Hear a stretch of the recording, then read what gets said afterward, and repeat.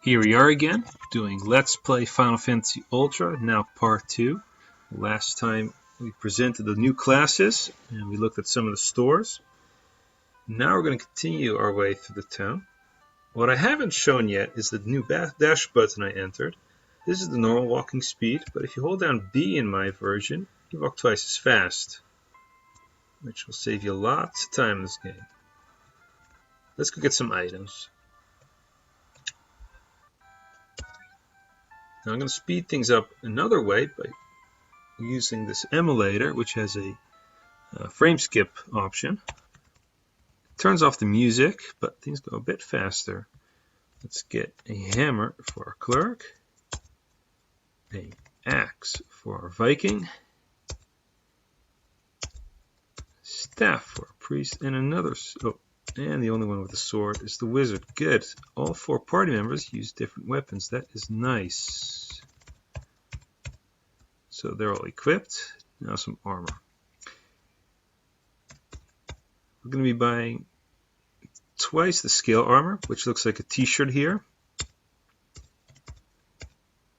I'm going to get a cloth for the priest and another cloth armor for the wizard. I'm not going to be buying a shield because we'll soon get a better shield in the Temple of Fiends. That's all equipped. Time to look at our status. Alright. If you look at the stats, Cleric doesn't hit very hard because it's strength 5. Agility is also only 5. Won't be dodging many attacks. Intelligence is 20 though, so her spells are pretty strong. Vitality is 10. Her hit points will be pretty much average, and her luck is 15, which mostly influences the amount of surprise attacks you get and ability to run away. Cleric is kind of average with that too. She does 8 damage with her hammer.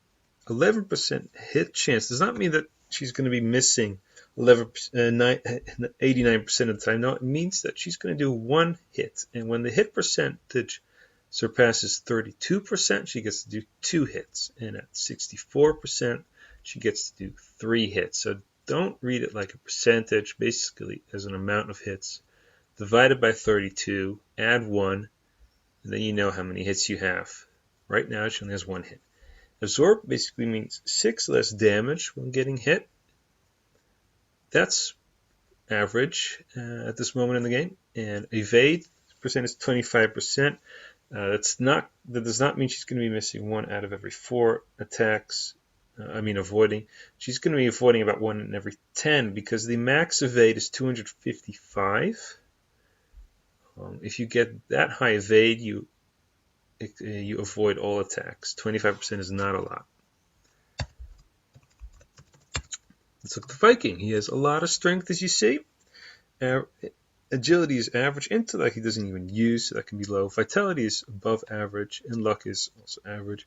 He does 20 damage. Remember, the cleric did only 8, so he's doing 2.5 times more damage than the cleric. He has a hit percent of 21, which also means only hitting once.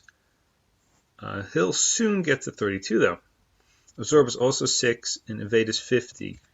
So he's evading twice as often as the cleric, and absorbing just as much. On to the priest. Low strength, pretty high agility, very high intelligence, low vitality, and average luck. With 4 damage, the staff doesn't do much. Hit percent is 16, bit higher than the cleric, but nothing special. Absorb is only 3 because of the cloth armor, and evade is 75%, which is pretty high. That's 1/3 attacks missed. On to the wizard. Above average strength, low agility, very high intellect, low vitality, average luck, and does 13 damage with the sword. It's not as much as the axe, but more than the hammer. 60% hit. We'll eventually get to 32. Low absorb and low evade, so he should be in the back. How much magic do we have? 3 slots for each level. The Viking has magic slots but cannot cast any. That's because he shares the same memory as the sage who is a caster. He's going to get lots of magic slots. We won't be able to use them. That is a bit confusing. But that's how it goes when using only 2 MB RAM. Let's get some spells. How much money did I still have? 70. I only have enough money for one spell. That's going to be a cure spell. So let's go get our priest a cure.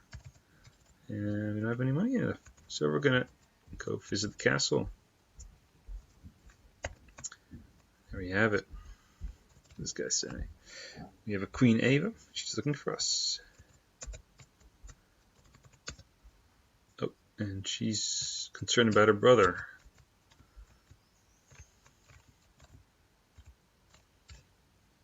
Queen Jade is off the southern side. This is Queen Jade. I'm Jane, Queen of Katina. Please save my son, Prince Sander. Alright, so you have a prince instead of a princess in distress. This woman, now you see me, now you don't. Hold on, what's going on here? If you know the original Final Fantasy, there is an invisible NPC here you can talk with, but she's really gone, but that's kind of an in-joke. Oh, come back here. Sure, we'll do that. Uh-oh, and there's this fellow named Garland. You probably remember him. Has he ever returned in another Final Fantasy game? I don't know. Probably. I've never played one of the Sadia games or another spin-off. I only know the base series. And Garland has never returned. This guy tells us there's a key. Well, just like in the original game. Nope, it's locked. Onto the second floor. As you can see, I can move really fast by combining the dash button and the quicker emulator speed. Okay, gonna go to the northwest then. Nobody here. Ooh. Let's talk to you. Sure. This is Queen Ava. Lucan had a prophecy, and we're gonna help fulfill that. Before doing that, we need to get a bit stronger because we are now at 0 experience points. But at 40, we will gain a level up. Let's do that. Got 4 M's. Now, I don't have any spells that target all enemies, so we're just going to have to choose them individually. I don't have any spells yet. I will eventually have a fire spell, which will be better than attacking. For now, I'm just going to have to lay waste the old-fashioned way. Beating them all in 2 turns, it's good. 7 experience points. I think I'm going to increase the amount of experience points imps give. I actually did that in another version of this hack. Fortunately, I counted some bugs I could not remove, and my backup did not include my improving amount of experience points the imps gave. So I'm going to have to do that again. If you ever play this game, chances are they will have a 20 to 30% increase in experience points, making this part of the game a bit quicker. Okay, we have a wolf. He has, I believe, 20 hit points, while the imps only have 6 or so, 5. I think they have 6. I should know this, of course, because I put that all in. But we're going to balance the damage like this, and that was good enough. Our cleric missed the imp, unfortunately, but 2 rounds is fast enough. We're almost there. 15 more XP to go. Oh. Now, what you might not know is that if you look at this map, around here there is an invisible line dividing 2 sections. Below the line you only fight imps, I believe, and above this you occasionally get a wolf. A bit harder enemies, that's why I'm fighting around there, hoping to get a bit tougher enemies, because I can handle them. The first part of this game is very easy. I want it to be like that, so that new players stand a chance. Here we have a pretty tricky fight. I have no magic, which is going to make that Grey Wolf last for a while. Let's put the weaker attackers on the imps. Put the Viking on the Grey Imp. Not sure how many hit points he has. Also around 20. Let's see what happens. Okay, the wolf survived. Grey Imp is terminated. Yeah, they have 6 hit points, the imps. Now, This wolf is almost done for. So I'm going to put the cleric, the priest on him, and attack the wolf with the rest. He'll probably survive, but after that we can just hold down the A button and automatically win. Probably get a level up. That's right. 36 experience points is practically all we needed at the start. And we're going to go to the inn. It's only 10 gold now. Saves quite a lot of money. Oh, if I fight one more time, I'll be able to buy a second spell. And since I'm full of casters, I should be doing that. There, that's a good smearing out of damage. Get one round, good. And we got 9 gold. Let's get a fire spell for our wizard. And a cure spell for our cleric. Nope, not here. Good. So let's look at our magic. We have cure, we can cast 4 times. Fire, we can cast 4. And cure. Now I'm going to try to beat Garland in one go. I usually don't attempt it until I'm level 3. I'm feeling confident. Got some imps. Should probably actually run away, but how much damage will they do in total? 3? This whole fight? Only 1, so that was worth it. Now, here's something new. You can now go this way to the dwarf cave. I'm not doing that yet now, but if you do so, you can get extra money before you get to the second town. You can't go to Garland immediately because there's the stone slab here. That disappears after you revive all 4 orbs.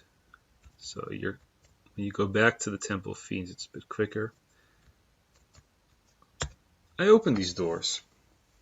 I thought it'd be more fun if there was more loot to be gained in the Temple of Fiends, and I've never found it interesting to return back to the Temple of Fiends after getting the key. So first round, you get to get looted completely, and you have a bronze shield. Gets to equip it, our cleric. Now she has 11 absorb, which is twice as much as anybody else. Ooh, creeps are really strong. So I meant to run away, but the emulator is so fast. Good. Easily got rid of that. 5 bones, also a bit too much of a hassle. And I'm trying to beat Garland this time, so it's a good idea to run away. A soft potion. Same thing, and a cleanse potion. There are no enemies that give poison until you get to the second town, because it's really annoying to get poisoned before you have access to any cleanse potions. So I changed that. A cure and a cabin. All nifty stuff. These eagles are hard to hit. I don't have a lock spell, nor do I have enough magic to actually beat them. So I'm running away too. It's a lot of enemies demand either lots of hit points or access to magic spells. And I don't have either at the moment. And I could pretty easily win this match using a fire on the creep. He's vulnerable to that. But that, I don't think that would be worth it, because we're going to try to beat Garland. Now, to get to Garland, you have to go all the way to the back. Some players don't see this, which I think is a shame, but I still think it's pretty interesting. You walk downwards around his room into one of these doors. And there you have them. I think we have enough hit points. We'll heal in combat if necessary. So, nobody touches the prince. We'll see about that. I don't have any buff spells, so this is going to be a really boring fight. It's basically attack, cast fire, and heal when necessary. Now, Garland has a lot more hit points than in the original. It can feel like a boss fight, but he doesn't hit that very hard, so he's quite doable. Although 46 damage is pretty nasty. Immediately cure that. I hope nobody dies, but it's not much of a problem in this hack, because when you die, you still get your experience points. So you don't have to worry that much about that. And there he goes. Lots of XP, lots of gold.